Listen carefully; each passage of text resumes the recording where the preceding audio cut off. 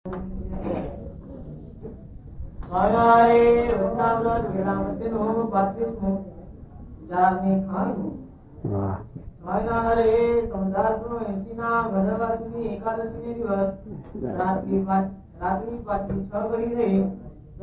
મહારાજ સુતા ઉઠીને શ્રી ગિરણા મંદિર દાદા ખાચરના દરબારમાં ઝાડની ખાણ ઉપર ધૂલો ઢાળીને વિરાજમાન થયા હતા. ને થોડો કેસ પહેર્યો હતો ને થોડી પછેડી ઓછી હતી ને શામ છેડાની રોટલી મસ્તકે બાંધી હતી. પછી પરમહંસ હરિભક્તને તેડાવીને તે પ્રત્યે બોલ્યા છે, આજ તો અમને નિદ્રા બહુ આવી. હા ભાઈ, તે ઘણું ઉઠવાનું કર્યું પણ ઉઠાય નહીં. તે નિદ્રામાં અમે વિચાર ઘણો કર્યો છે ને તે વિચાર કરીને જે નિર્ધાર કર્યો છે તે કહું છું. જે હું રામાન સાહેબ પાસે આવ્યા મોડ પણ આત્માને સાક્ષાત દેખતો ને હમણે પણ દેખું છું. તે આત્મા સૂર્યના પ્રકાશે યુક્ત છે ને આ મારી સર્વે ઇન્દ્રિયોની ક્રિયાને વિશે મને આત્માનું ક્ષણ માત્ર પણ વિસ્મરણ થતું નથી. હા, શું કે મહારાજ વચનાવત મતનું 35મું ઝાડની એ વખત પૂછ્યું નહીં હોય. હો, ઝાડ દાણા નાખે ભોંયમાં, ખાડા કરી ભોંયમાં કોઠી કરે, ભોંયમાં ખાડા પાડે અને નાખે.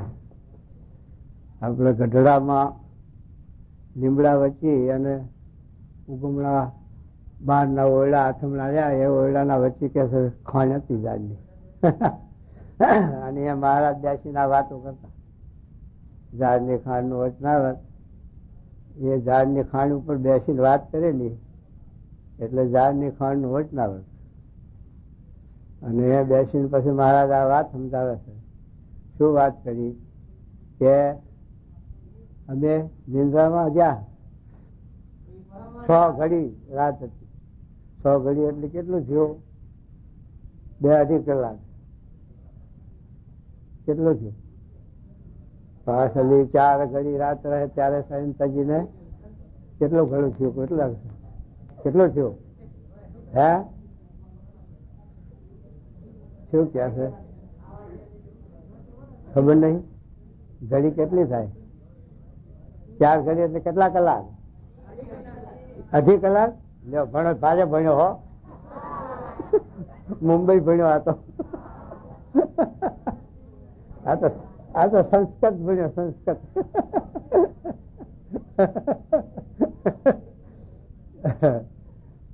4 ઘડી પાછલી રહે એટલે 1.5 કલાક જેવું થાય.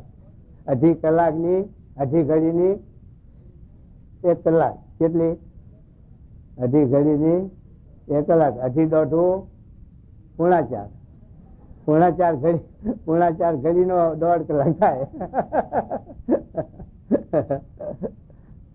ભણ્યા તો ગણ્યા નહીં ને.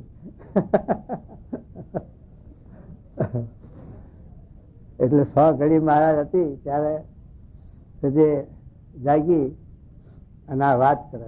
મહારાજ કેટલો ખટકો 6 ઘડી એટલે વહેલા કેટલા ઉઠ્યા કહો? આપડે તો 4 ઘડી રહેતા ઉઠી શકતા નહીં. તો 6 ઘડી હતી બાકી ઉઠ્યા અને આ વાત કરે કે અમને નિંદ્રા બહુ આવી. અને નિંદ્રામાં શું જોયું?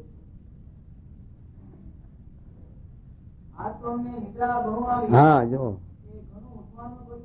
ઉઠાય નહીં એવી નિંદ્રા આવી મીઠી.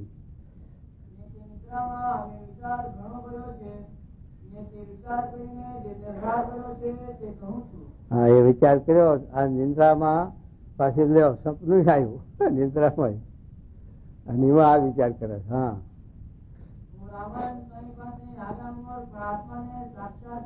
એટલે મહારાજ તો ભગવાન છે અને સર્વના આત્મા એ જ પોતે છે એટલે દેખવું પછી ન હોય.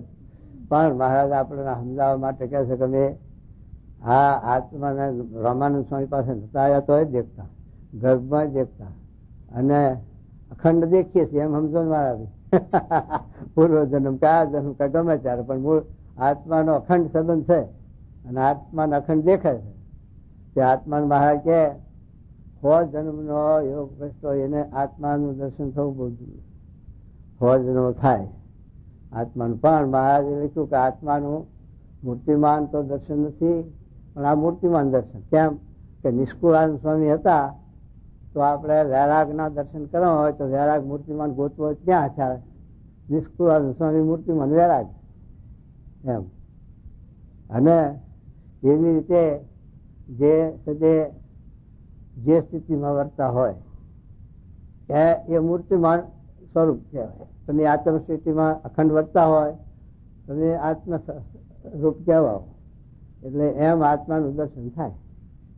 બાકી આ જો પવન છે, વાયુદેવનું દર્શન કરો થાય, પણ મૂર્તિમાન વાયુદેવ હોય દેવ લોકમાં તો એમ દર્શન થાય. એ છે જે આપણે દીવાના દર્શન કરવા હોય તો દીવાનું કોઈ દર્શન થાય, પણ દીવાને કોળિયાનો વાતનો સંબંધ હોય, દીવો કહેવાય.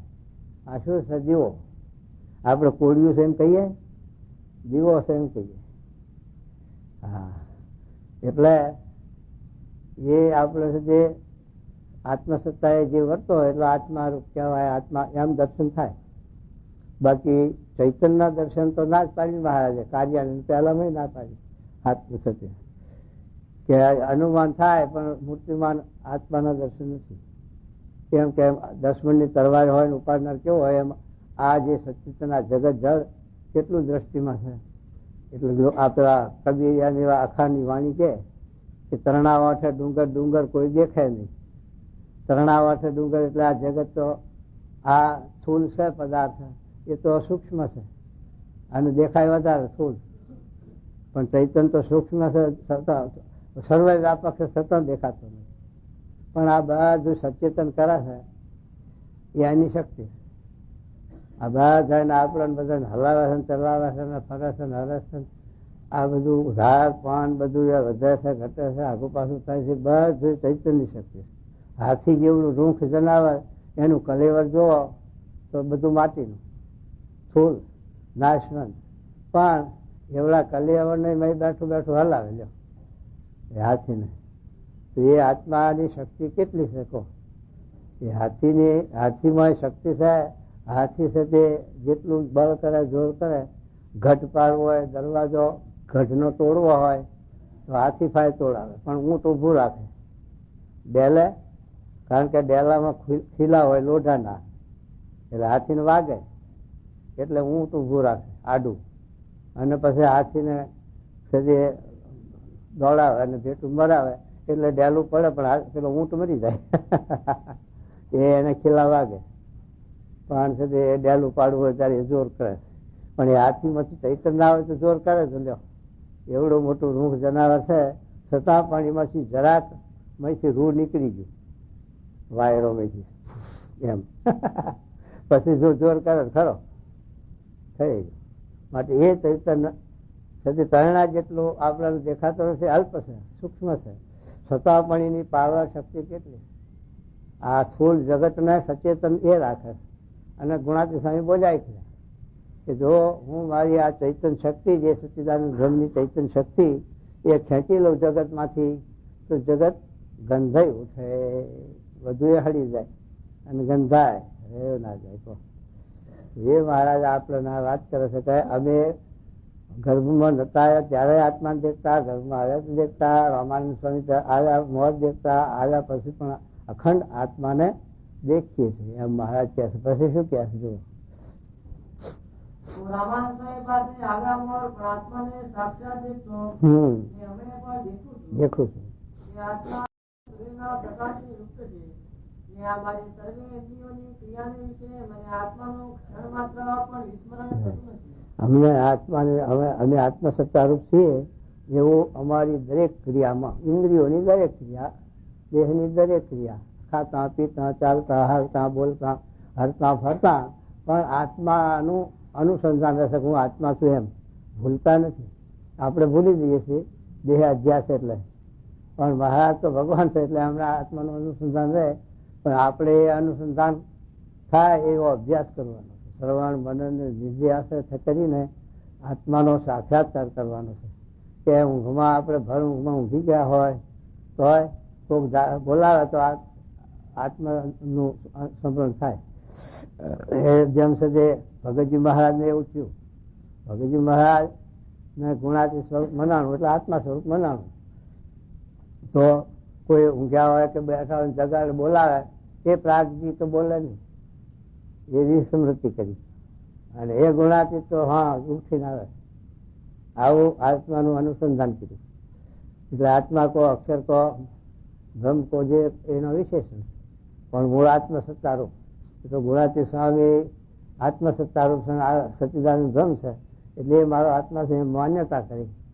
એટલે પણ મૂળ આત્મસત્તા રૂપે વર્તવું એ આ કે આત્મા બોલાવે તો છે તે આપણને ત્રણેય અવસ્થામાં ચાર વિસ્મૃતિ ન થવી જોઈએ તો એ આત્માનો સાક્ષાત્કાર કહેવાય. એમ તો એ આત્મસત્તા રૂપે વર્તવું.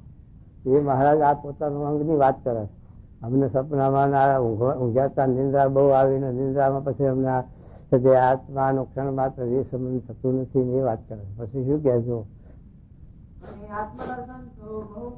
જો આત્મદર્શન થવું એ બહુ કઠણ છે. એનું શું કારણ છે કે આ જગતમાં આપણે જોઈએ છીએ 99% જે આ બીજા પશુની તો વાત નથી, આ તો મનુષ્યોની વાત છે. છતાં પણ સારા સારા માણસો, સમજુ બુદ્ધિવાળા અને શાસ્ત્ર ભણેલા હોય, વિદ્વાનો હોય, એને પણ આત્માનું અનુસંધાન થવું એ તો બહુ અઘરું છે.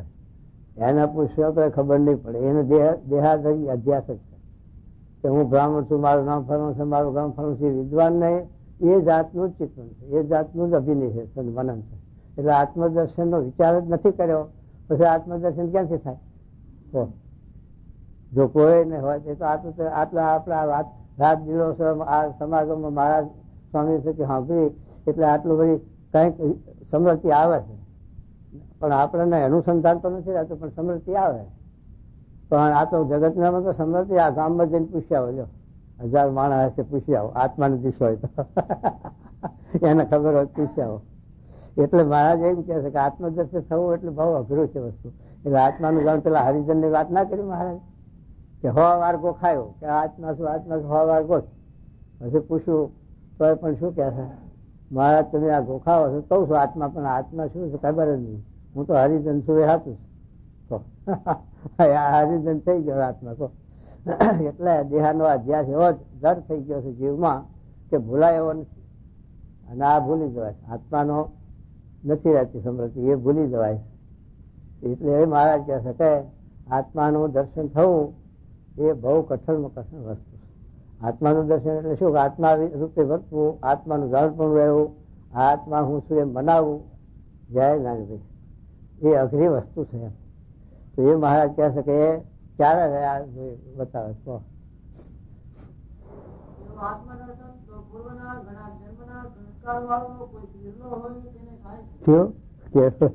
કેટલા જન્મથી આ સંસ્કારો પડતા આવતા હોય અને આત્માનું ગોખણ પટ્ટી કરાવતા આવતા હોય.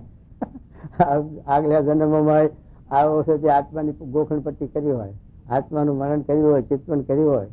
એમ અનંત જન્મથી આપણે છે જે આ સ્મૃતિ કરતા આવ્યા હોય તો છે તે આત્માનો સાક્ષાત્કાર થાય ને કે મહારાજ કે થાય નહીં. અને આત્મદર્શન થવું એ આવું અઘરું છે. પણ મહારાજ પછી 4 વસ્તુ બતાવશે આમાં ઉપાસનાની. ભગવાનની ઉપાસના અને ભગવાનનું મનન ચિંતન ભજન એને કરીને આત્મદર્શન થવું એટલે સત્સંગથી સમાગમથી. એ આત્મદર્શન થવું એ કઠણ નહીં. પહેલું તો અભિનિવેશ થાય સત્પુરુષમાં. આપણને સત્પુરુષ આપણો આત્મા છે એ અભિનિવેશ થાય એટલે પછી આપણને આત્માનું જ્ઞાન થાય. બહારના વચનામાં જેમ લખ્યું કે સત્પુરુષને વિશે આપોપું માનવું, અને આપોપું માનતા માનતા પછી પોતાનો અનુભવ થાય કે હું પણ આત્મા છું. એમ છે તે એને આ અભિનિવેશ થાય ને કે ત્યાં સુધી આત્માનું દર્શન થવું બહુ અઘરું છે. સત્સંગ વિના સમાગમ વિના આત્મદર્શન નહીં કોઈને. અને સ્વામી વાત કરીને બે જણા બ્રહ્મ જ્ઞાની થઈ ગયેલા. એટલે આવી રીતે કોખણ પટ્ટી શબ્દ જ્ઞાન હતી એ આનંદ કરતા હાંડ્યા જાય 2 જણા બ્રહ્મ કિલો. લાકડાના ભાડા મળે તો આનંદ શહેરે લોલ, કોઈ ધૂળ નાખીને ધ્રુજે તો આનંદ શહેરે લોલ, કોઈ પુષ્પ નાખીને પૂજે તો આનંદ શહેરે લોલ. એમ ગુલતાનમાં હાલ્યા જાય. પછી તમારે જેવો કોઈ બાજુ ચડ્યો કે આમનું આ આનંદ ક્યાં સુધીનો છે જોઈએ. પછી બાજુમાં ચડીને જરાક થોડીક સંભળાઈ ત્યાં તો લાલ આંખો થઈ અને તરત છે તે ધોકો ઉગામ્યો. એટલે આનંદ છે લાકડાના ભાડામાં આનંદ ક્યાં ગયો? માટે કલ્પિત. એમ સ્વરૂપાનંદ સ્વામી વાત નથી કે સ્વરૂપાનંદ સ્વામી ઘણા આત્માને દેખતા પણ શાંતિ ન થઈ. એમ સાધને કરીને કોઈ અષ્ટાંગ યોગનું સાધન છે. અષ્ટાંગ યોગના સાધને કરીને કોઈ આત્મનિષ્ઠ થયો હોય તોય પણ એ આત્માની સ્થિતિ થવી, આત્માના ગુણ એ બહુ અઘરા છે. એ તો જયારે સત્પુરુષનો સમાગમ થાય, યોગ થાય, ભગવાનનો આશરો હોય તો એ આત્મા રૂપ થવું કઠણ ન પડે. એ સહેલું, એ સરળ છે. એ મારા ગામમાં સમજાવે. શું કહેજો?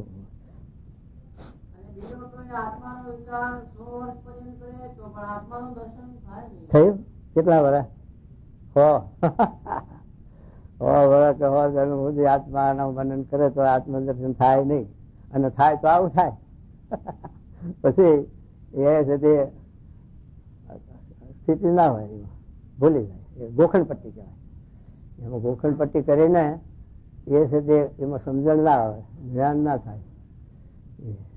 એ મહારાજ આ કહે કે 100 જન્મ સુધી 100 વર્ષ સુધીની છે તે ગોખણ પટ્ટી કરે તો આત્મદર્શન થવું બહુ અઘરું છે. તો શું કહેજો?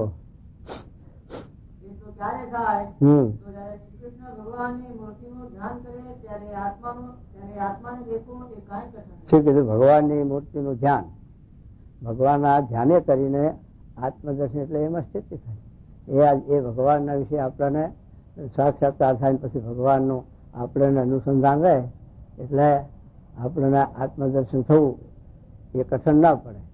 સત્પુરુષના સમાગમથી છે તે પેલા સત્સંગીના છોકરાની વાત ન કરી, નાનું છે તે છોકરું હતું, પેલા મોટા મહાત્મા હતા એને ખબર ના પડી આત્માની કે આ છે તે દેહનું પોષણ કેમ થાય, આત્માનું પોષણ કેમ થાય છે. તો પેલા છોકરાને ખબર પડી, કારણ કે એને સત્સંગ હતો અને સત્સંગીનું છોકરું હતું. અને પેલા મહાત્મા મોટા જબરા હતા તો એને આ સત્સંગની દિશ નથી, એટલે દેહા અધ્યાસ. તો છોકરાએ કીધું કે દેહનું કલ્યાણ તો આત્મા રોટલો દૂધ થઈ એટલે થઈ જાય, અને આ જીવનું કલ્યાણ જુદું છે. જીવનું કલ્યાણ તો જીવના આ સત્પુરુષના સમાગમથી જીવને જયારે આત્માને પોતાના સ્વરૂપનું ભાન થાય અને તે એના સત્ય જ્ઞાન થાય એનું, ત્યારે એ છે તે મુક્ત થાય અને એનું મોક્ષ થાય, કલ્યાણ થાય. એટલે આત્મદર્શન થવું એ ઘેર બેઠે જો થતું હોય ભણતર તો કોલેજમાં જવાની જરૂર છે. ભણવા પ્રોફેસરનો કોલેજમાં લોકો છોકરા જાય છે અને ભણે છે, બધું કરે, તો પણ શેઠિયાના છોકરા ટ્યુશન રાખે પાછું. 50-100 રૂપિયા લો, 1 કલાક જ ભણાઈ જાય, 100 રૂપિયા દે પેલા પગાર, પણ એ છોકરાને ભણાવવા સારું. જો એમની ભણતો શું કરવા રાખવું પડે? ટ્યુશન 100 રૂપિયા હાલવા પડે તો, અને નિશાળમાં જવું પડે. તો એ પ્રોફેસર થકી જ આપણે ના પ્રોફેસર હોય. એન્જિનિયર થવું હોય તો એન્જિનિયરના પ્રોફેસર, LLB થવું હોય LLB ના પ્રોફેસર, બીકોમ થવું હોય બીકોમ ના પ્રોફેસર. એમ આયા આપણે આત્મારૂપ થવું, અક્ષરરૂપ થવું, બ્રહ્મરૂપ થવું તો બ્રહ્મવેતા એવા જે સત્પુરુષ.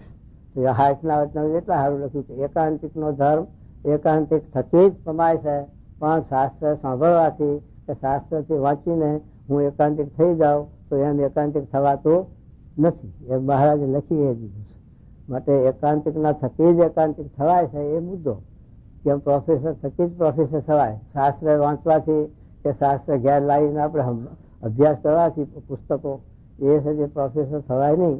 એમ આ જ્ઞાન પણ છે તે એવા બ્રહ્મવેતા સત્પુરુષ હોય અને જેનો ભગવાનમાં સાક્ષાત્કાર થયેલો હોય એવા જે સત્પુરુષ બ્રહ્મવેતા, એના થકી જ આપણે ભરમરૂપ થવાય છે. એ મોટામાં મોટો આ સિદ્ધાંત છે. એ મહારાજ સમજાવે છે. હવે શું ક્યાં જુઓ? ભગવાનના જ્ઞાન વિના કેવળ આત્માને આત્મા જણાય છે કે દેખાય છે એવી તો આશા કોઈને રાખી નહીં. કોઈને એવી આશા ન રાખી. ભગવાનની ઉપાસના વિના કે ભગવાનના સમાગમ વિના કે ભગવાનના જોગ વિના ભગવાન કો સત્પુરુષ કો મહારાજ કે એકાંતિક નો ધર્મ એકાંતિક ભગવાન પ્રગટ હોય અને ભગવાન પ્રગટ ના હોય તો એના મળેલા આ પરંપરા એકાંતિક ની પરંપરા આપણે જોઈએ છીએ. અને આ છે તે આપણે આ મોટા આપણા સંપ્રદાયમાં જ પૂછી આવવો જોઈએ. કારણ કે અહીંયા જોગ નથી એકાંતિક નો. મહારાજ પરોક્ષપણે મહારાજનું નામ લેતા હશે કોક, તો પણ સત્સંગનો આ મહારાજનું પ્રગટપણું નહીં, પ્રગટ ભગવાન કે પ્રગટ સત્પુરુષનો જોગ નહીં, એટલે એમાં આ દિશ નહીં. તો આ તમને આત્મારૂપ માનતા હોય તો પૂછી આવું, જોઈ આવું. અને આપણા આ સત્સંગમાં આ એકાંતિક પુરુષનો જોગ છે અને આ ગુણાતીતની પરંપરા છે. તો આપણામાં જે સત્સંગમાં મોટા હોય કે નાના હોય, આ યુવકો આ બાળ મંડળમાં જુઓ ને, બાળ મંડળમાં છોકરા એવા આપણે હિતેશ હતો ને પેલા મુંબઈમાં, કેટલો હતો એક વેચનો 5-10 વર્ષનો છે, પણ એના બાપાને ઉપદેશ આપે અને સ્વામીનો એટલો મહિમા કે અને સ્વામીની આગળ ચાલે મુકાય નહીં એટલું સ્વામી છે એને યાદ થઈ જાય. અને સ્વામીનો મહિમા કે પાછું એટલો છોકરો, અને એના બાપાને શીખવામણ આપે. આ છે તે આજનો સંસ્કાર, આ સત્સંગનો જોગ અને આ સત્સંગના સંસ્કાર એવા છોકરામાં પણ આ જ્ઞાનના સાંતા પડે, આ દિશ પડે. એટલે આ છે જે આપણે આ જોગમાં આવ્યા તો આપણે ઘેર હતા એનો વિચાર કરો, આપણે સત્સંગ નતો એનો વિચાર કરો કે આપણું મન, આપણું વિચાર, આપણી ક્રિયા, આપણું વલણ કે બાજુ હતું. કોઈ દિશ હતી આ સત્સંગની? પણ આ સત્સંગનો જોગ છો, ઘેર થયો જોગ સંબંધીઓમાં, કુટુંબમાં, તોય પણ સત્સંગનો જોગ થયો તે પછી કાંઈક દિશ જળવા માંડી. ન કે દિશ હતી, કાંઈ દિશ ન મળે. તો એ આ સત્સંગના જોગે કરીને આ દિશ, એટલે અત્યારે આ ગુણાતીત સ્વામી એ સદે આત્મસત્તારૂપ પ્રત્યક્ષ મૂળ અક્ષરનો અવતાર છે, બ્રહ્મ છે, અનાદિના બ્રહ્મ છે. તો એમણે આ મહારાજનું મહિમા અને એકાંતિક ધર્મની પ્રવૃત્તિ કરી. તો એમાં કેટલા જુનાગઢમાં તો 3 સાધુ હતા, પણ એમાંથી આ જ્ઞાન ઉતરવામાં કેટલા આયા? બાળ મુકુંદ સ્વામી જેવા કે એમના જોગમાં કૃષ્ણચંદ્ર કે નારાયણચંદ્ર સ્વામીના ફોટા અહીં છે આપણે. એ સંતોમાં કાંઈક દિશા આવી. અને આ ભગતજી મહારાજ જાગા સ્વામી ધોળા લુગડા વાળા, પણ એમને આ છે તે સ્વામીએ આત્મજ્ઞાનની દિશા હતી. અને એ પરંપરા છતાં અત્યારે આ આપણા એકાંતિક ધર્મનો વારસો, આત્મજ્ઞાનનું, અક્ષરનું, પુરુષોત્તમની આ નિષ્ઠાની વાત જો અત્યારે પરંપરા શાસ્ત્રી મહારાજ, યોગી મહારાજ અત્યારે પ્રમુખ સ્વામી દ્વારા પ્રગટ, તો આપણને એ આ જોગ મળ્યો. તો આ દિશાઈ આપણે સમજવાની, આત્માની દિશાઈ કે આપણે આત્મારૂપ છીએ. એટલું એ સાક્ષાત્કાર ના થયો હોય તો કાંઈ નહીં, પણ માન્યતા થઈ છે ને તો સાક્ષાત્કાર થશે. પણ એ દિશા જ ના હોય તો ક્યાંથી થાય? કહો, નિહાળમાં બેહે જ નહીં તો પછી કક્કો બારાખડી ક્યાંથી આવડે? નિશાળમાં બેઠો છે તો એકલા ઘૂંટતા ઘૂંટતા કઈક કક્કો બારાખડી ઘૂંટતા ઘૂંટતા 5-10 વર્ષે પણ એસએસસી થઈ જશે, 12 ચોપડીઓ ભરી લે. ભણ્યો નિહાળમાં બેઠો છે તો કઈક થાય. એમ આ આપણે જે આ જોગમાં આવ્યા છીએ તો આ દિશ આપણને જડી છે અને આ દિશ આપણે સમજાય છે. નકર જગતમાં બહાર જઈએ અહીંથી દરવાજા બહાર તો જય સ્વામિનારાયણ, કઈ દિશ ન મળે, પશુના પાડમાં જીવન. હા, તો એ મહારાજ કહે છે કે આવી રીતે ભગવાનની ઉપાસના વિના આત્માને દેખવો એ દેખાય નહીં. 100 જન્મનો જીવ યોગ ભ્રષ્ટ હોય પણ આત્મા દર્શન થવું બહુ કઠિન છે. તો હવે શું કહેજો? ભગવાનની ઉપાસના કરવી ને ભગવાનના ચરિત્ર ગાવા, સાંભળવા ને ભગવાનનું નામસ્મરણ કરવું ને પોતપોતાના ધર્મમાં રહેવું, એવી રીતે પોતાના જીવનું કલ્યાણ કરવું તે કાંઈ કઠિન નથી. 2 વાત થઈ.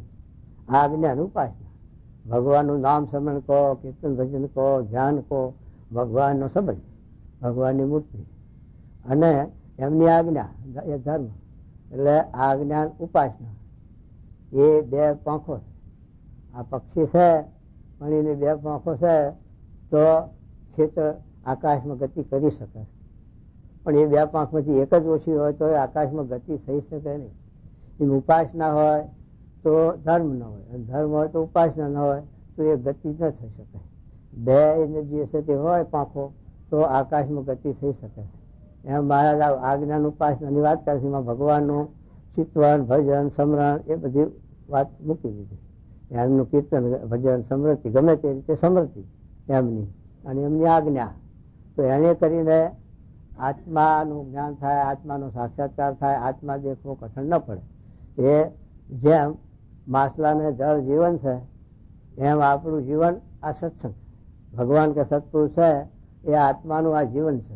આત્માનો નાશ થઈ જાય જો ભગવાન કે સત્પુરુષ ના હોય તો આત્માનો નાશ કેમ કે 84માં જન્મ મરણ ગર્ભવાસ ગોથા ખાધા કરે એ આત્માનો જન્મ મરણ કેટલા વાર મરવું પડે ને જન્મવું પડે, કરોડો વાર મરણ જન્મે આ દશા દેખાય જીવની.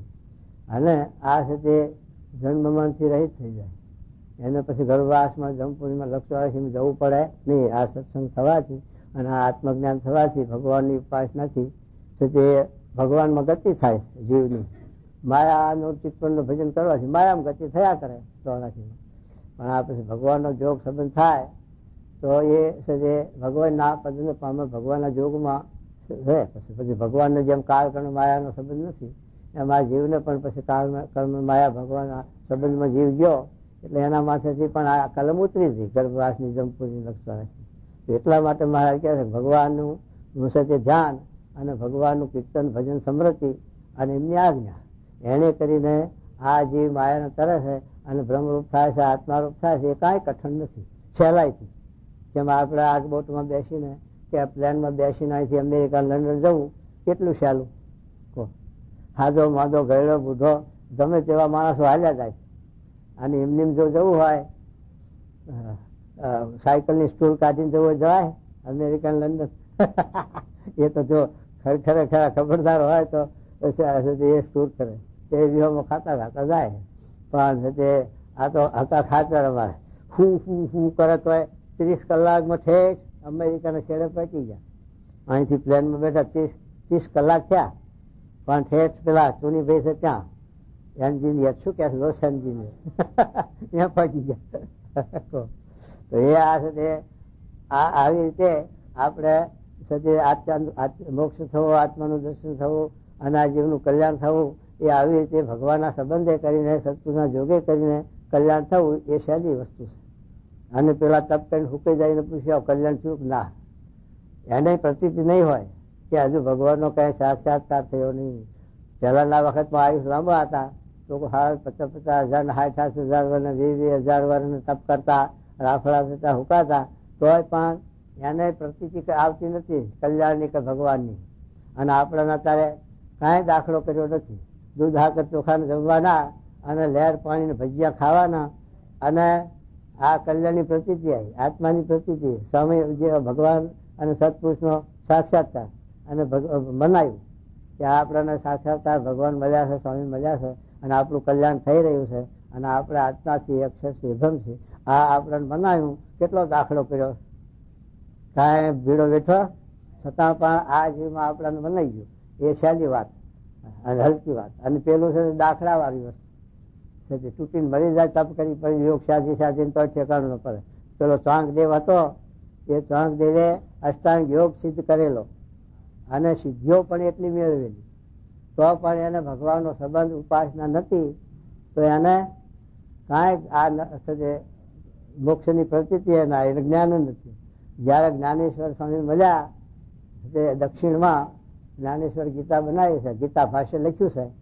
એ સદે દક્ષિણમાં બહુ મોટા સત્પુરુષ થઈ ગયા અને એમને ગીતા ભાષ્ય લખ્યું છે. જ્ઞાનેશ્વર ગીતા કહેવાય છે. પણ એનો જોગ થયો ત્યારે છે તે એને આ ભગવાનની ઉપાસનાની જીશ જડી ત્યારે છે તે એને આ છે તે શીત જીવન બધું લેખ લાગ્યું ન કે ત્યાં સુધી કોરો ધાકો આટલો દાખલો કર્યો તો તપ કરીને મરી ગયા, હુકાઈ ગયા, અષ્ટાંગ યોગ સાધ્ય બધું કર્યું તોય પણ કાંઈ છે કલ્યાણ નથી. આખો એટલા દાખલા કરવાથી સાધને કઈ કલ્યાણ થવું એ મહારાજ આવી અઘરી વસ્તુ છે, દુઃખદાયી છે. અને તે આ વેમનમાં બેસી અને મુસાફરી કરી સરળ હું કરીને ઉડે એટલે હા 17 મિનિટમાં મુંબઈ. નકર 8 કલાક મોટરમાં ગોથા ખાવા પડે. સ્વામી અહીંથી ગયા વડોદરાથી મુંબઈ 17 મિનિટ થઈ. 17 મિનિટમાં વડોદરાથી મુંબઈ ઉતરી ગયા ફટ થઈ ગયા. આ છે તે એમ આપણે આ કલ્યાણ સ્વામીના આશરે સંબંધે સ્વામીના અને મહારાજના આશરે આપણે એ દૂધ હાકર ચોખા જમવા અને અક્ષરધામમાં બેસી ગયા. લ્યો કઈ દાખલો ખરો? એ આશાલું બતાવજો શું કે છે બધું. ભગવાનની ઉપાસના કરવી ને ભગવાનના ચરિત્ર ગાવા સાંભળવા ને ભગવાનનું નામસ્મરણ કરવું સાંભળજો ને પોતપોતાના ધર્મમાં રહેવું એવી રીતે પોતાના જીવનું કલ્યાણ થવું તે કાંઈ કઠણ નથી. થઈ ગયું, કાંઈ કઠણ નથી. જો આ ભગવાનની ઉપાસના એ કરીને કાંઈ કઠણ નથી. અને બીજા એનો અંત છે કઈ તપનો અને નિયમ ધર્મનો છેડો જ નથી. ફૂંકાઈ જાય લોકો. તો અને આપણે મહારાજની આજ્ઞા પ્રમાણે વર્તવું એટલું જ દાખલો, બીજું કાંઈ નહીં. લો તો એ મહારાજ કહે છે કે આ જે કલ્યાણ થવું આ સહેલામાં સહેલો ઉપાય આશરાનો, ભગવાનનો આશરો મોટામાં મોટી વાત છે. તો શું કહેજો થઈ રહી એ જ આવ્યું ને વાણમાં. એ પ્લાન નતું એટલે નકર લખાત. એ વખતે પ્લાન નતું. મારા વખતમાં હતું કઈ પ્લાન. એટલે એમાં શું લખ્યું છે વાણ આગ બોટાની હો પાછી. આ 50-60 વર્ષની વાત આપણા હરિભક્તો આફ્રિકામાં જતા તે વાણની વાત કરતા કે વાણમાં જવાની શરૂઆત કરેલી પણ એટલી બધો ભય, એટલી બીક લાગે. શું કે વાણ મશીન નહીં, સઢ ઉપર હાલે, વાયુ ઉપર સઢનું પેલું રાખ્યું હોય લુગડું તે, અને પવનના આધારે પવન જો અવરો હોય સાનુકૂળ ના હોય તો ભમાવે. તો કહેતા હરિભક્ત કે 2 મહિને વાણ પકાત અને 2 મહિને પકાય તોય પાછો ભય ખાય. જો જરાક વધારે ટાઈમ લે તો ખોરાક ખૂટે, પાણી ખૂટે, કારણ કે દરિયામાં પાણી પીવાય જ નહીં. એ તો એ વાણમાં પાણી પણ લઈ જવું પડે, ખાવાનું પણ લઈ જવું પડે, બધું સાધન લઈને બેસવાનું, અને પવનને લઈને હિલોરા લેતો વાણ જાય કે 2 મહિના 2.5 મહિના પકે ત્યાં સુધીનો જીવ અધર, ત્યાં સુધી હા હું તો કહો. આવું મુસીબતી હતી. એ આ હરિભક્તો આપણા જતા એ વાત કરતા હતા કે આવી રીતે વાણમાં જવાનો ટાઈમ. પછી વળી ભગવાનની દયા કરી અને આ આગ મોટો કાઢી મશીનરીની. એમાં કંઈક વળી ચાલુ, કારણ કે એમાં તો મશીન એટલે જઈને ઊંઘી જઈએ, લાલી લઈને આથી 15-20 માઇલની સ્પીડમાં જાય, વધારે ના હાકે હો પાણીમાં. વધારે હાકે તો ચક્કર આવે. 20 માઇલમાંથી વધારે ના હાકે. આપણે રાતે ઊંઘીએ એટલે 20 માઇલ જવા દે, દાડે જાગતા આવતા તો 15 માઇલ જ કલાકમાં હાંકવું પડે. તો 8-10 દાડે આગ બોટ પકતી. અને એમાં સાધન હોય ખાવાનું પીવાનું બધું, પાણી ને એવું બધું લઈ લે એટલે અઠવાડિયા સુધી પાણી પીવાનું ખાવાનું ત્યાં બધું મળે. પણ એ કહું છું એના કરતે આ વાણ કરતે એ વળી સગવડ સારી થઈ. અને એ વખતે આ આગ બોટો એ ખાસ નહીં ગાલી. મહારાજના વખતમાં 100-150 વર્ષ રેલ નથી, રેલવે નથી, તો આગ બોટ ને પ્લેન ની તો ક્યાંથી હોય? રેલવે નથી. એ રેલવે સ્વામી ગુણાતી સ્વામી લખ્યું છે ને, એક વાર આ નડિયાદથી અમદાવાદની રેલ તૈયાર થવા આવી ત્યારે સ્વામી કે એક વાર હું બેસી પ્રસાદી કરી લીધી. ત્યાં સુધી રેલ પણ નહીં. જો આ સગવડતા ભગવાને આપણા માટે કેટલી સરળ કરી આપી કહો. આખી દુનિયા એ વખતે અમેરિકા લંડન જોયું ત્યાંથી છે રીતે જોવાય. મુંબઈ જવું એ મુસીબતી કહો, કારણ કે બધું કશું વાહન નહીં, ગાડે કઈ પકાય મુંબઈ દમણીઓ જોડીને કહો. એટલે મુંબઈ જવાનું એમ એ તો એ બધું આ સગવડ થઈ એટલે હવે મુઠ્ઠીમાં આખી દુનિયા થઈ ગઈ. આખી દુનિયા એક મુઠ્ઠીમાં, 1-2 દાડામાં ફરવું હોય આખી દુનિયા ફરીને આવે એવું કરી નાખી આ પ્લેન ને એવું થઈને. એટલે મહારાજ કહે છે કે જેમ જેમ દિવસ જાય એમ આ સગવડ કામ સાધન કેવા થઈ ગયા. એમ કલ્યાણના માર્ગમાં પણ પહેલા દાખલા કર્યા, કલ્યાણ સારું મોક્ષ સારું, પણ આ વાણ જેવી બાબત બની. પણ પછી આગ મોટું પછી હવે પ્લેન મહારાજે આ વેમન કાઢી દીધા અક્ષરધામના. એટલે દાખલો જ નહીં થાય. જો ઊંઘમાં હાલ્યું જાય ખબર ના પડે, આવી જાય લંડન અમેરિકા, એમ અક્ષરધામ આવી જાય. પ્લેનમાં ઊંઘી જઈએ ને એટલે અક્ષરધામમાં. તો શું ક્યાં જુઓ. હા શું કીધું કહો. જે આત્મજ્ઞાન બહાર કીધું 5ના વચનામાં એકલું આત્મજ્ઞાન છે તે અભદ્ર છે. અને મીઠા વિનાનું ભોજન ઉપાસના ન હોય તો આત્મજ્ઞાન એક નકારું છે. અને આત્મજ્ઞાન એ કઈ થાય શું? 57ના વચનામાં મહારાજ લખ્યું કે આત્મારૂપ વર્તું એનું મસ્ત થવા કે ગાડા થવા સારું નહીં, પણ આત્મારૂપ એ સારું કે ભગવાનના વિશે, સત્પુરુષના વિશે આપણને મનુષ્ય ભાવ ના આવે, દેહના આપણા આત્મા, જેમ સુખદેવજી બોલ્યા કે જેના ભજને કરીને હું આ આત્મારૂપ છું, બ્રહ્મરૂપ છું, તો મારામાં કોઈ દેહના ભાવ નથી, તો ભગવાનમાં દેહના ભાવ કેમ હોઈ શકે? અને પરીક્ષિત રાજાનો દેહ અધ્યાસ હતો તે ભગવાનના વિશે મનુષ્ય ભાવ આવ્યો કે શ્રી કૃષ્ણ ભગવાન ધર્મના રક્ષક અને ધર્મ સ્થાપવા પ્રગટ થયા, તો આવા રાસ મંડળ કર્યા અને સ્ત્રીઓનો સંગ કર્યો, એવું કેમ કર્યું? તો એ છે તે પરીક્ષિત રાજાને શંકા થઈ, કારણ કે એ દેહાદ એ સાધક હતા અને એ સિદ્ધ હતા, આત્મનિષ્ઠ નતા થયા. પણ જયારે થોડે પછી સુખદેવજીનું જ્ઞાન સાંભળીને છેલ્લી પેઢીએ ગયા ત્યારે એને આત્મનિષ્ઠાની વાત સમજાઈ અને પછી છે તે શંકા નીકળી ગઈ અને છે તે ભગવાનના વિશે મહિમા સમજાયો. એટલે એટલા માટે મારે કે આત્મનિષ્ઠા વર્તવાનું શું કારણ કે ભગવાનમાં કે સત્પુરુષમાં આપણને આપણામાં દેહનો ભાવ ન સમજાય તો એમાંથી દેહના ભાવ કેમ આપણે મનાય સમજાય? એટલા માટે મારે કે આત્મસત્તારૂપ થવાની ખાસ તો જરૂર કે ભગવાનમાં કે સત્પુરુષમાં કોઈ દિવસ દેહભાવ દેહાધ્યાસ જણાય નહીં, દેહભાવ જણાય નહીં, અને તો આપણે આત્મારૂપા વર્તા હોય તો. એટલા માટે આત્મસત્તારૂપ થઈને ભગવાનની ભક્તિ કરવી એનો હેતુ આ છે. અને મારે કે ભગવાનનું ધામ નિર્ગુણ છે, તો નિર્ગુણ થયા વિના ભગવાનના જે ધામ જે રીતે હોય ત્યાં ત્યાંની ગતિ થઈ શકે.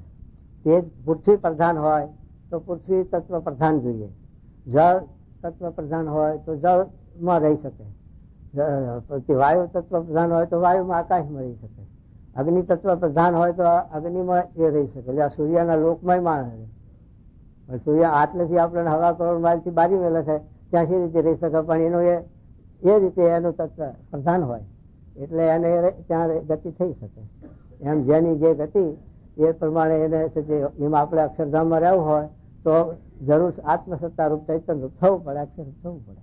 કારણ કે એ ધામ નિર્ગુણ, ત્યાં માયાના ભાવ નહીં, માયાનો ભાગ નહીં, અને ત્યાં સુધી શરીર મનુષ્ય જેવું હોય પણ સુધી હાથના નારીએ નગોડે એમાં તત્વો નહીં, નોખા નાખા એક જ આકાર. ભાઈ એ મહારાજ આપણે સમજાવે શું કે હવે જો હા જો એટલું જ પ્રયોજન છે.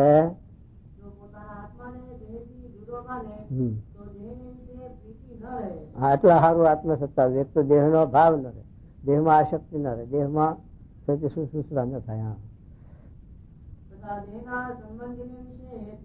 જો સંબંધીમાં હેત ન રહે, દેહના સંબંધનો પદાર્થ માત્ર એમાં મોહ ના રહે. કારણ કે દેહ આપણો નથી તો દેહના સંબંધી આપણા ક્યાં છે અને ક્યાં રહેશે કોઈનું? ભગવાનની ભક્તિમાં કોઈ પણ વિઘન જો આત્મસત્તા રૂપે વર્તા હોય તો ભગવાનની ભક્તિમાં વિઘન ન થાય. એમ હા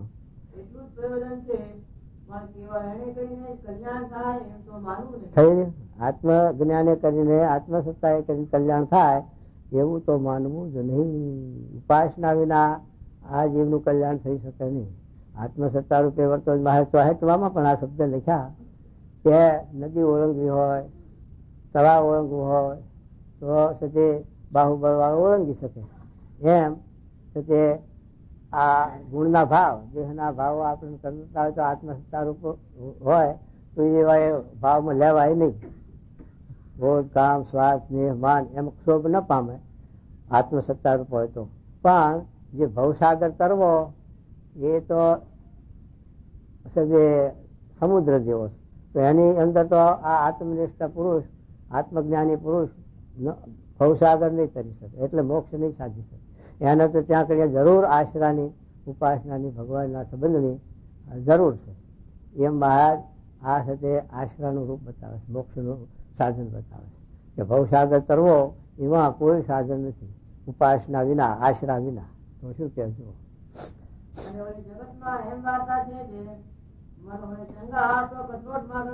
એ પણ મહારાજ કે ખોટી વાત છે.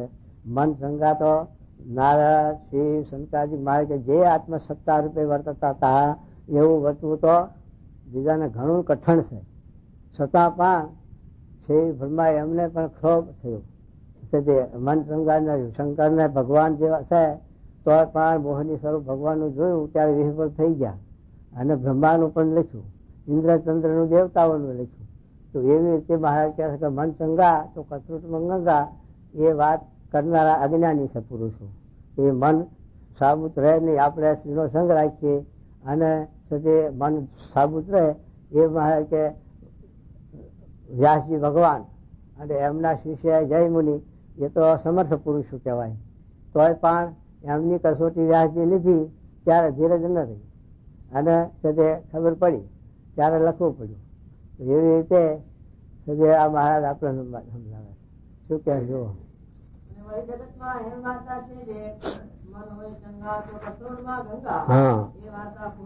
ખોટી છે.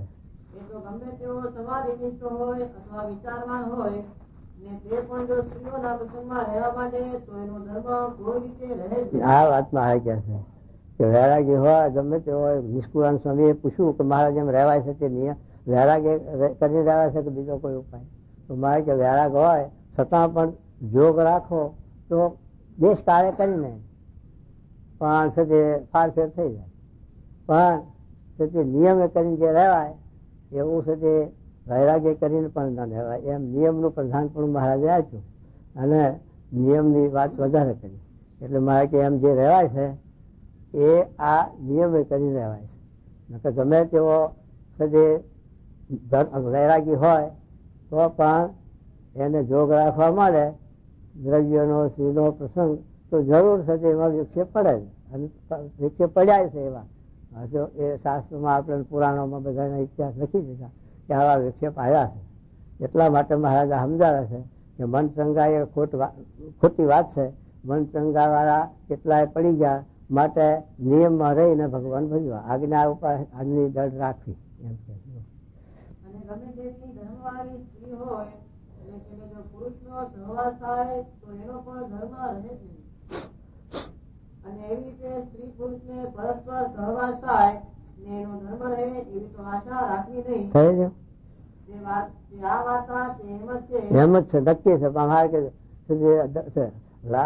હવે ભગવાન કે ભગવાનના આ ગુણાતીત પુરુષ એવા ને એ સંજોગ નથી. હવાના માટે આ નિયમ નથી પણ 99% બૌદ્ધાના માટે આ નિયમ છે.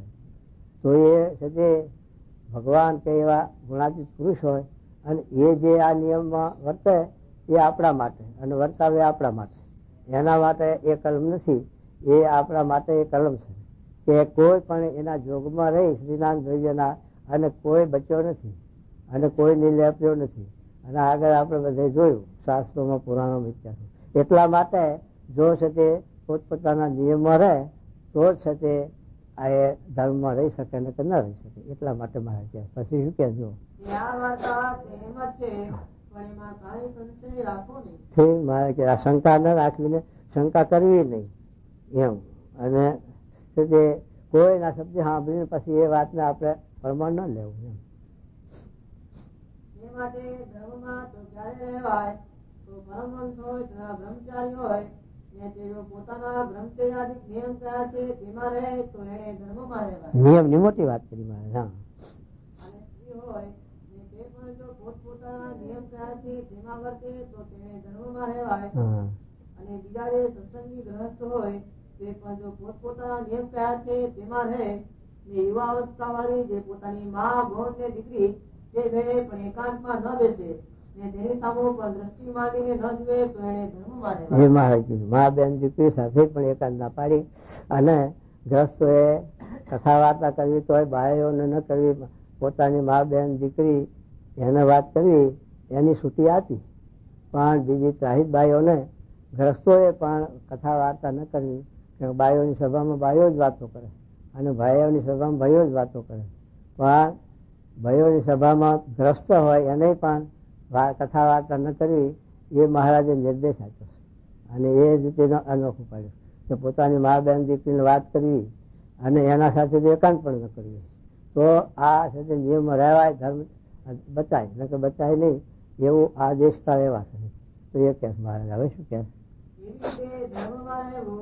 ભગવાનના સ્વરૂપની ઉપાસના કરવી તથા ભગવાનના અવતાર ચરિત્રનું શ્રવણ કીર્તન કરવું તથા ભગવાનનું નામસ્મરણ કરવું એ ચારવાના જીવના અતિશય કલ્યાણ અર્થે. કયા ચારવાના બતાયા? એક તો ભગવાનનું ધર્મ રહેવું એ ભગવાનના સ્વરૂપની ઉપાસના. ભાઈ ભગવાનના સ્વરૂપની ઉપાસના પછી નામ ભગવાનના અવતાર ચરિત્રનું શ્રવણ કરવું, કીર્તન કરવું. ભગવાનનું નામ સ્મરણ કરવું, નામ લેવું, ભગવાનનું નામ સ્મરણ, કીર્તન અને ઉપાસના અને ધર્મ, 4 વાના એ કરીને એ 4 વાના જીવના અતિશય કલ્યાણને અર્થે. બસ આ 4 વાના છે એ જીવના અતિશય કલ્યાણ માટે છે. એટલે ભગવાનનું તો એક જ સંબંધ, ભગવાનની ઉપાસના એટલે ભગવાનનું નામ સ્મરણ, કીર્તન, ભજન, સમૃદ્ધિ, ગમે તે રીતે ભગવાનની સમૃદ્ધિ. કીર્તને કરીને સમૃદ્ધિ કરો, જ્ઞાને કરીને કરો, નામ સ્મરણ કરીને કરો, એ પણ મૂળ સત્ય ભગવાનની સમૃદ્ધિ, ભગવાનનું મનન, ચિંતન, ભજન અને એમની આજ્ઞા. આને કરીને જે કલ્યાણ થવું એ કાંઈ કઠણ નથી અને એ છે તે અઘરી વાત નથી. અને તે સિવાય જે કલ્યાણ થવું એ તો સુધી મહારાજ કહે છે કે મોટી માળા ફેરવવી, એમ કે અને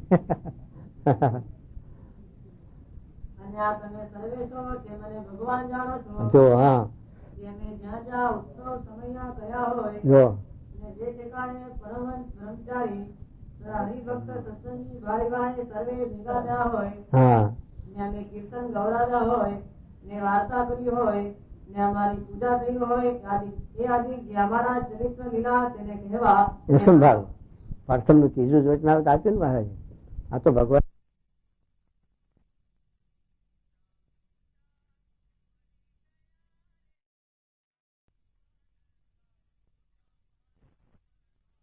કીર્તન વાર્તા સંભાળવું એને કરીને ભગવાનની મૂર્તિની વિસ્મૃતિ થાય તો પણ એ જોકે કઈ સાંભળી આવે પાછું. એટલા માટે મહારાજે 3જા વચનામૃતમાં આ વાત લખી. એટલે ભગવાનની સાથે આ પ્રસંગો એ આપણે આ સાથે આ લીલા ચરિત્ર બધા લખ્યા છે ને, આપણે લખીએ શા માટે? કે એમની સમૃદ્ધિ માટે, એમની મૂર્તિ સાંભળે, એમની સમૃદ્ધિ થાય, એમનું ચિંતન થાય, એના માટે એ પ્રસંગો સંભાળવાના. એ પ્રસંગો સંભાળવાનું કામ શું? તો પોતે સાંભળે, એમ મૂર્તિ સાંભળે, આપણે સ્વામી સાંભળે પ્રસંગોથી, નકર ના સાંભળે. એટલા માટે એ પ્રસંગો. એટલે મહારાજ કહે છે કે આવી રીતે જ્યાં જ્યાં મહારાજે સમય અવસર કર્યા હોય અને ફર્યા વિતરણ કર્યું હોય અને જે તો મહારાજ કે 1 દિવસનું સંભાળવા માંડીએ તો પાર ના આવે, તો 5 વર્ષ 10 વર્ષ 15 વર્ષ ભેગા રહ્યા હોય તો ક્યાંથી પાર આવે? એ પણ વાત લખી મહારાજે. એ સમૃદ્ધિ એને કરીને એમાં વર્તી રહે આપણી અને સાંભળ્યા કરે ભગવાન સ્વામી એમ. તો એ વાત કરી.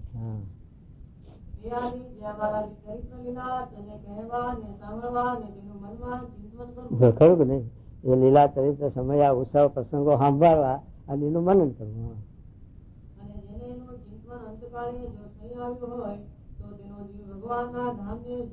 થયું એ સમૃદ્ધિ અંત સમય પાસે થવું જોઈએ. આખી જિંદગી કરીને અંશંદેશ સમૃદ્ધિ થાય તો ભૂલ પડી જાય. તો મારા રક્ષા કરે, સ્વામી રક્ષા કરે લખ્યું છે. અંત સમય ત્યાંનું વચનાવત. અંત સમય તો બહુ અઘરો છે. આધી વ્યાધી પ્રગટ થઈ આવે અને એમાં અંતે આ મતિશાળીનો આ અર્થ સમજાયો કે અંતે મતિ રહે કે ના રહે, પણ અત્યારે આપણી મતિમાં છે કે આપણે મારા સ્વામી મજા છે, આપણું કલ્યાણ થઈ રહ્યું છે, તો અંત સમયે સમૃદ્ધિ રહે કે ના રહે તો પણ કલ્યાણ કરે ભગવાન. અને અંત સમય તો એવો બહુ આકરો છે, કારણ કે 2 ભાનમાં દેહ મૂકે ક્યાં ભગવાનની સમૃદ્ધિ થાય? તો એ વાત કરે. તો આ રીતે મહારાજ સમૃદ્ધિ આપે છે કે આવી રીતે ભગવાનની જે સમય ઉત્સવ કર્યા હોય અને વિતરણ કર્યું હોય એ લીલા સંભાળી રાખવા અને અંત સમયે આપણે એની સમૃદ્ધિ થઈ આવે તો આપણી સાથે ભગવાનમાં ગતિ થાય.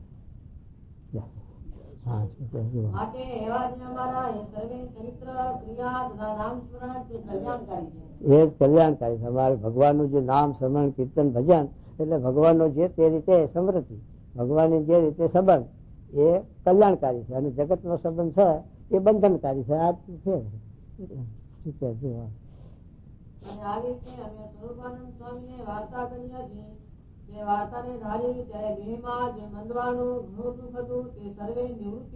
આત્માને ઘણા દેખતા પણ દુઃખમાં મંદવાળ મટ્યો નહીં, પણ જયારે ભગવાનની સમૃદ્ધિ ભગવાનમાં મન રહ્યું ત્યારે વાહ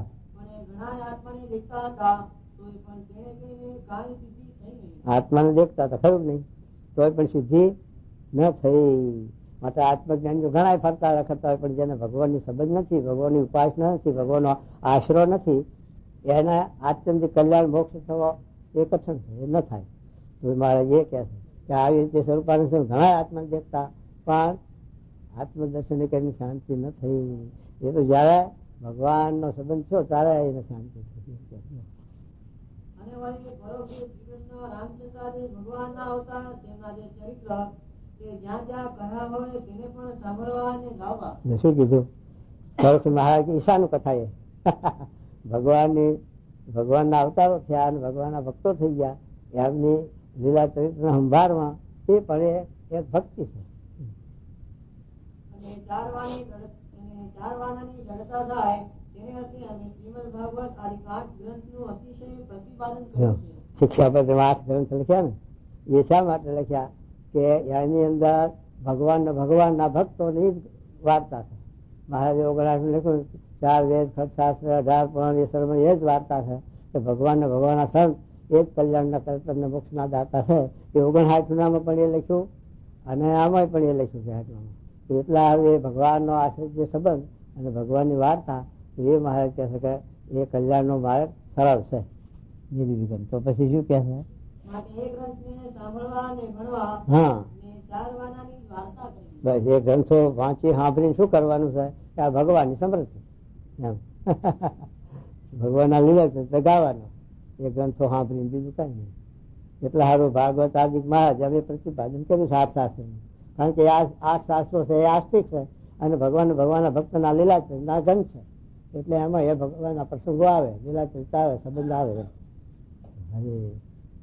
ભગવાનની મૂર્તિની ઉપાસના અને ભગવાનના ચરિત્ર ને ભગવાનનું નામ સ્મરણ એ ત્રણવાના વિના કેવળ ધર્મે થઈને કલ્યાણ થવું તે તો તુંબડાવાળીને સમુદ્ર તરવો તેવું કઠણ છે. તુંબડાબાજી તરાય જ નહીં. સમુદ્ર તો ન તરાય ને. તલાવ તરવું હોય, નદી તરવી હોય તો તરી શકે તુંબડા બાંધીને. પણ સમુદ્ર તો અગાધ, એમાં તુંબડા બાંધીને ક્યાં જવું? એના હિલોરામ ક્યાં મરી જાય? એના મોજા આવે, આપણા મારના તો મોજા આવે, એમ ક્યાં તુંબડા વાળો ઉભો રહે. હવે ભગવાનની મૂર્તિનો આશ્રય હોય ને ભગવાનના ચરિત્રને ગાતો સાંભળતો હોય ને ભગવાનનું નામ સ્મરણ કરતો હોય ને જો તેમાં ધર્મ ન હોય તો તે માથે પાવ લઈને સમુદ્ર તરવાને ઈચ્છે એવો જાણવો. જો એવું કીધું, ધર્મ ન હોય અને આવી રીતે ભગવાનનો આશરો હોય તો પાણો લઈને તળે એવો મૂર્ખ કીધો. એને આશરો ખરો પણ દુઃખી થાય, હેરાન થાય. પાણો માથે લીધો, વાણમાં બેઠો તો માથે પાણો રાખે તો હેરાન તો થાય ને. એમ તરે ખરો પણ હેરાન થાય. અને પેલાને તો વધારે ઠપકો દે. ઉપાસના નથી એ તો તુંબડા બાંધીને તરવા જેવો, એટલે તરત નહીં. આશરા વગરનો તો તરત નહીં. અને આશરા વાળો ધર્મમાં ખામી હોય તો દેશકાળે તરે પણ દુખ્યો થાય. જયારે ત્યારે તરે ખરો સુધી પણ દુખ્યો થાય. વાહ માટે ચાર વાનાએ કરીને જીવનું કલ્યાણ જરૂર થાય છે.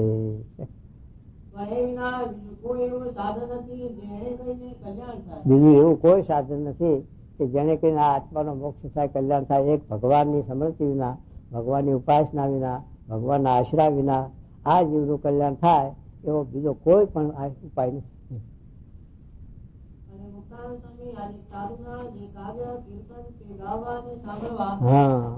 ભગવાનના અવતાર તરીકે યુક્ત એવા કાર્ય કીર્તન બીજા કદી ના હોય તેને પણ ગાવા અને સાંભળવા. પણ કદી મહેસાના જે કાર્ય કીર્તન હોય, કારણ કે એ આત્મજ્ઞાનના અને અવરવાણીના, એટલે એમાં ઉપાસના નહીં અને વળી અવરવાણી એટલે સમજાય નહીં, એટલે ગોથા ખાય, એટલે ના પાડે. અરે જેના કાર્ય કીર્તન હોય તેને ગાવાની ને સાંભળવા પણ નહીં. હા, અને તમારે સર્વેને મારી વિશે વિશ્વાસ છે. હા, હું તમને જેવી તેવી અવળી વાતે ચડાવી દઉં તો જેમ સર્વેને કુવામાં નાખીને ઉપરથી પાળાને શીલા ઢાંકે ત્યારે તેને નીકળવાની આશા જ નહીં. મહારાજ એટલી વાત વિશ્વાસ આપે છે આપણને, ધીરજ આપે કે તમારી પાસે જે મારે કઈ સ્વાર્થ સાધવો છે, કઈ તમારી પાસે કઈ જોતું નથી, સ્વાર્થ સાધવો નથી, પણ તમારા જીવના હિતના અર્થે આ વાત હું કરું છું અને હું તમને ગમે તે રીતે અવળા વાતે ચડાવું અને તમને કુવામાં ઉતારી અને પછી વરસ તાપી લઉં અને ઉપર પાણાની શિલા ઢાંકું તો એમાં મને શું ફાયદો, શું લાભ અને મળે, એમાં હશે તે શું મળે. એમ તમને હું અવરા પાટે ચડાવી દઉં, અવરા રસ્તે ચડાવું તો એમાં મહારાજ કે મને શું લાભ છે, શું કરો. માટે જે કેવળ આ તમને વાત કરું છું એ કેવળ તમારા જીવના હિતના માટે અને તમારા સાથે કલ્યાણના માટે જ વાત કરું છું, એમ મહારાજ વિશ્વાસ આપે. તેમ તમે પણ મારા વચનને વિશ્વાસી કરીને અવળે માર્ગે ચડી જાઓ તો એમાં મારું શું સારું થાય એમ. માટે આ વાર્તા તમારા કલ્યાણની છે કે મેં તમને હેતે કરીને કહી છે. તે સારું તમે સર્વે હવે આવી રીતે સમજીને દ્રઢપણે વર્તશો એવો. એમ કહીને શ્રીજી મહારાજ બોલ્યા છે, હા, જો તમે સર્વે આ મેં વાર્તા કરી એવી રીતે વર્તવાનો નિશ્ચય કર્યો હોય તો એક એક આવીને મારે પગે અડીને સમ ખાઓ. સ્વાગત ખવડાવી કહેવા કે જો તમે વર્તવા માટે જો નક્કી કર્યું હોય અને વર્તશું તો સ્વાગત ખાવ અમારા પગે હાથ મિલી. મારા વિશ્વાસ નહીં આવતો હોય જીવનો તો જીવ અવરા ખરા ને એટલે વિશ્વાસ ના આવે એટલે મારા નક્કી પાકું કરાવે. અરે એવી પ્રતિજ્ઞા કરો છે હા, અમારે દ્રઢપણે એમ જ વર્તું છે. પ્રતિજ્ઞા લ્યો અને આ સોગન ખાવ કે. અરે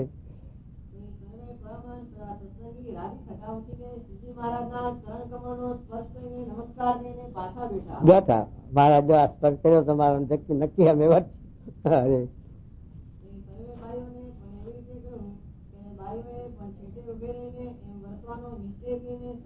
હા, શ્રીજી મહારાજ પ્રસન્ન થતા પોતાની ઉતારે પધાર્યા.